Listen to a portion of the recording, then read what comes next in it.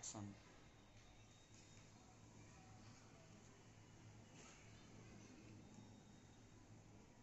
ए इकडे, तुला सांगितलं होतं ना तिकडे नाही जायचं म्हणून. जसे तिचे हातपाय काढून घेतले ना तसे तुझेही काढून घेईल.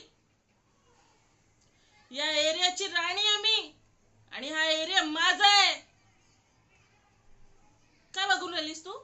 काय बघतेस? हा, तुझे डोळे काढून ना तुझ्याच हातात देईन.